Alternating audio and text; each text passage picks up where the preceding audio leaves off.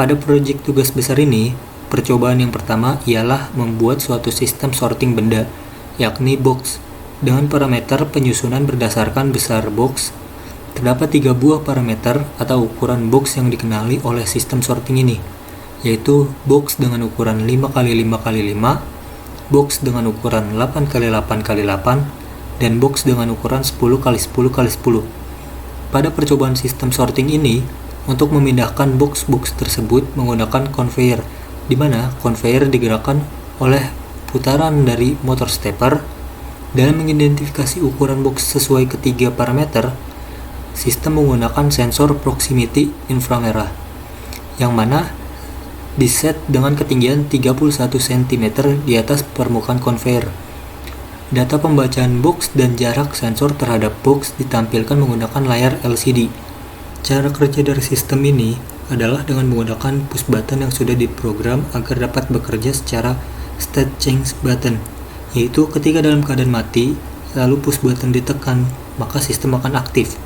Dan ketika push button ditekan lagi, maka kondisi sistem akan kembali ke kondisi mati. Sistem diinisialisasikan dengan kondisi off, yang mana pada kondisi ini, motor stepper pada conveyor tidak akan bekerja seperti yang ditampilkan pada layar LCD. Source code dari percobaan pertama ini diawali dengan include stepper dan include LCD, yang mana di sini berfungsi untuk mengaktifkan header dari motor stepper dan header dari LCD. Kemudian di bawahnya sini untuk mengset alamat dari LCD. Kemudian di sini kita mendeklarasikan variabel seperti ref, M1, M2, M3 sebagai integer. Kemudian juga ada variabel count dan obs yang dideklarasikan sebagai string. Kemudian juga ada variabel d yang dideklarasikan sebagai float. Kemudian juga di sini variabel dari M1, M2, M3 diinisialisasikan di pin 13, 12, 11. Kemudian di bawahnya juga ada motor stepper motor, yang mana di sini berfungsi untuk mendefinisikan motor sebagai stepper. Selanjutnya ada void setup, yang mana di sini untuk memulai prosedur dari setup yang diawali dengan mengaktifkan LCD, terus mengatur backlight dari LCD, kemudian menginisiasikan kecepatan motor stepper dan men-set mode button sebagai input, mode M1, M2, M3 sebagai output. Kemudian ada void loop, yang mana di sini berfungsi untuk membuat prosedur dari pengulangan. Prosedur pengulangan ini diawali dengan M1, M2, M3 yang bernilai low atau mati. Kemudian ada variabel dari push yang akan terbaca melalui button. Kemudian di sini ada kondisi yang mana ketika push bernilai high, maka variabel dari button push counter itu akan diincrement.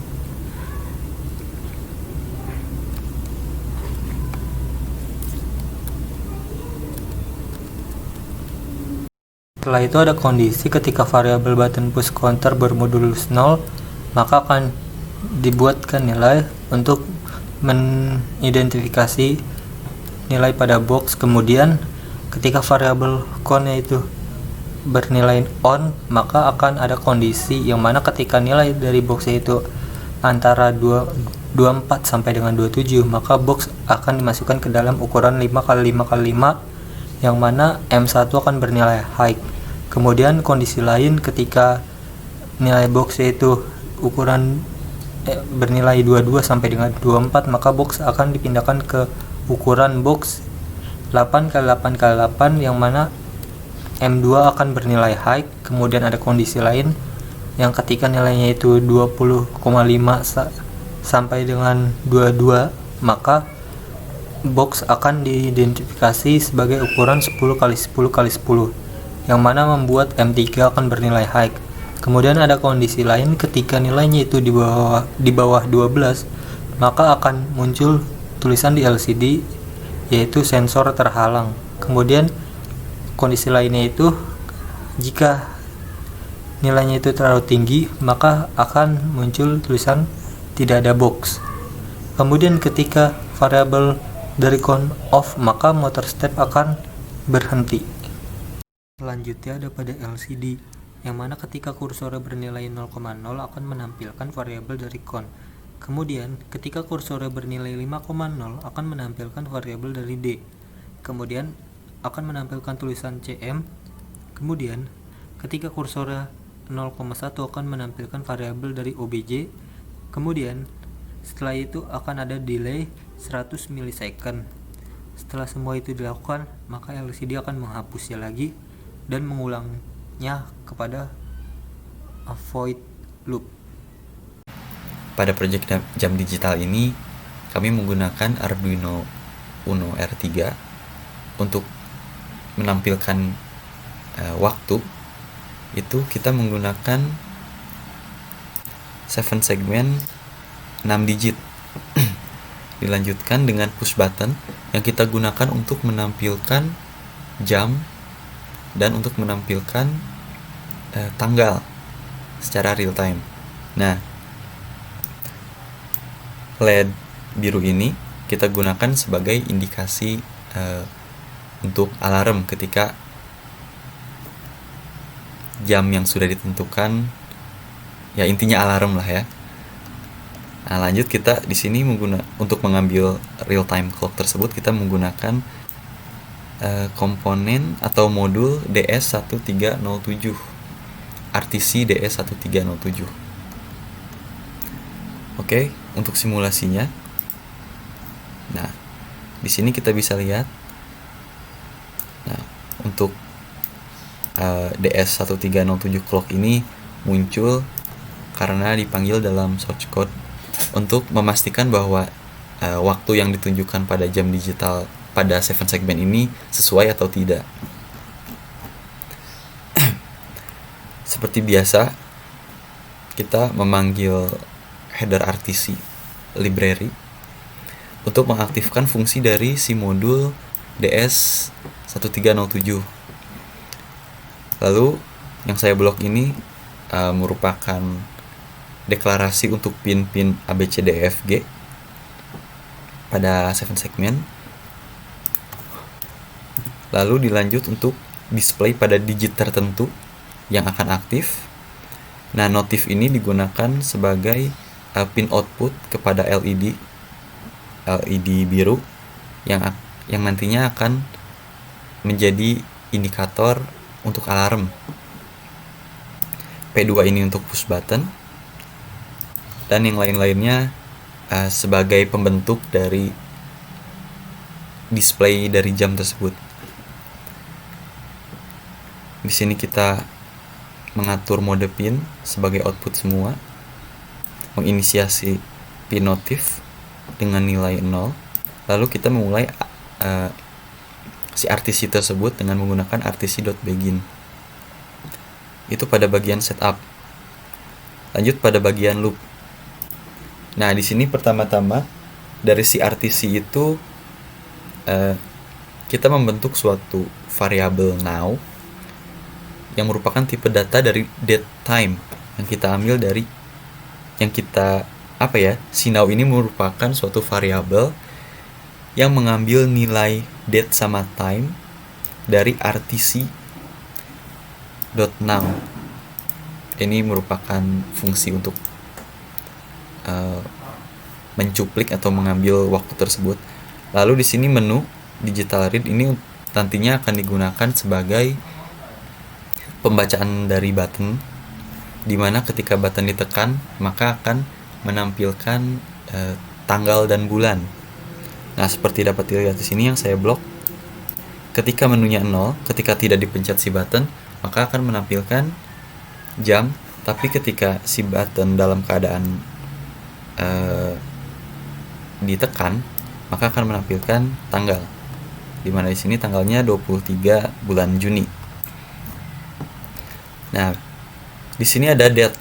Date itu yang akan menampung nilai detik, min akan menampung nilai menit, jam itu yang akan menampung nilai hours atau jam, tanggal sebagaimananya ya pasti menampung nilai tanggal, BL untuk menampung nilai bulan, Nah, dan di sini ini merupakan set untuk alarm yang kita desain bahwa alarm tersebut tidak bisa di-set.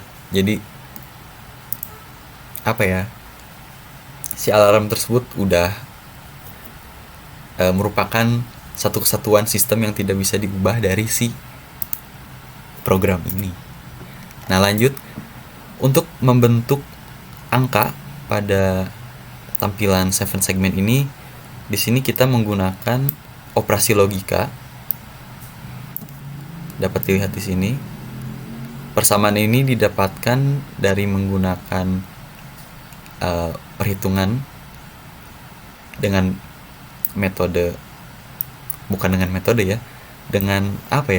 intinya mendapatkan operasi logika ini dengan menggunakan peta Karnaugh. Seperti itu. Nah, lalu ini untuk menampilkan hasil-hasil dari perhitungan operasi logika. Ini untuk menampilkan angka yang sudah terbentuk. Jadi ini tuh sudah berupa bentukan angka, di mana nanti akan ditampilkan J ini itu berupa digit yang akan digit keberapa yang akan ditampilkan pada 7 segmen ini. Nah, lalu di sini ada prosedur dis, itu untuk display, di mana untuk setiap komponen di sini tuh membaca komponen jam, komponen menit, dan komponen untuk detik. Di mana di sini untuk mendapatkan nilai puluhan dari detik dan satuan dari detik ataupun untuk jam dan menit tersebut. Dilanjut, prosedur dis off ini untuk display off. Jadi prosedur untuk membuat si display itu semuanya jadi keadaan off. Karena ketika tidak menggunakan dis off ini, ketika seperti ini dapat dilihat, ketika angka berganti maka tidak akan jadi angka sebelum dan sesudahnya itu bakal tumpang tindih. Ibaratnya kayak dis off ini itu untuk mereset tampilan dari salah satu 7, intinya mereset tampilan agar angka yang akan muncul tidak tumpang tindih dengan angka yang sebelumnya muncul.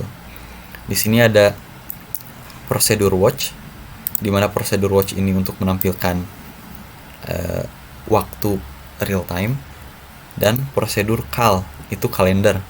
Jadi ketika dipencet, nah ini hasil dari prosedur si cal itu.